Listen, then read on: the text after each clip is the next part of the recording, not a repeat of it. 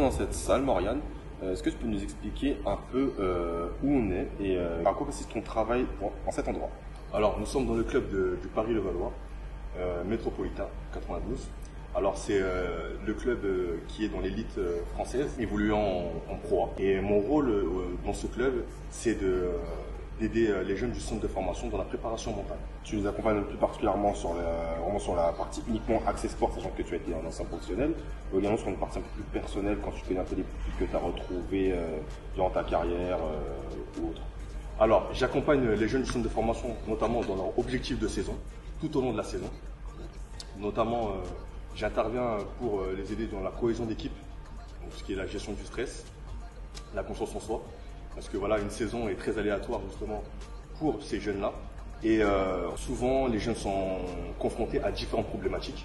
Donc mon rôle, c'est de les aider à ce qu'ils puissent se développer personnellement et qu'ils soient totalement sereins dans leur compétition. Mais l'approche que tu as envers eux, est-ce que c'est le côté purement professionnel, mais où étant ancien joueur, tu as cette approche un peu grand frère, sachant que voilà, on parle quand même de jeunes pour certains U17, U19, de jeunes adultes encore en formation. Tu les accompagnes un peu dans cette découverte du monde professionnel ou même de la vie? Non. Alors moi, je les accompagne justement dans leur domaine de vie aussi. Voilà, s'ils le souhaitent. Moi, je fonctionne avec des objectifs et un processus bien précis. Donc, j'ai pas le rôle de grand frère. Je suis justement là pour mettre en lumière tout leur potentiel en tant que préparateur mental, pour les aider à ce qu'ils puissent optimiser toutes leurs performances, soit sur le terrain et même en dehors. Voilà, et quel que soit leur problème ou pas besoin d'avoir un problème pour un préparateur mental, je les accompagne afin qu'ils puissent se développer tout au long de leur saison. Les familles reçoivent bien le travail que tu fais avec eux, le bien que tu leur apportes, où il y a comme un peu ce stigma du « oh, ça fait peut-être un peu charlatan tout ça », ou même les agents qui sont un peu réticents par rapport à ce nouveau mode de fonctionnement.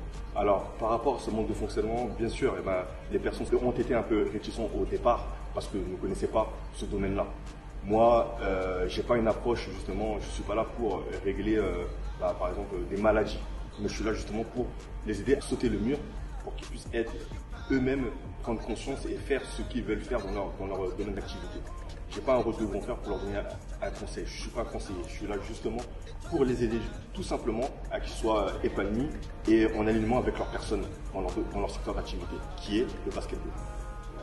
Mais tout dans le domaine du basketball, en ça.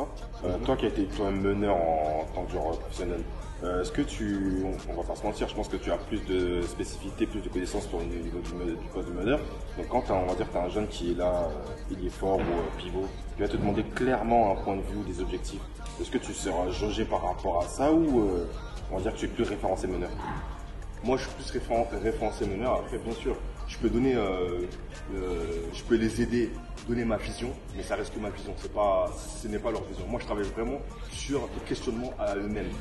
Je travaille pas sur ma vision parce que c'est pour eux, c'est pas pour moi en fait.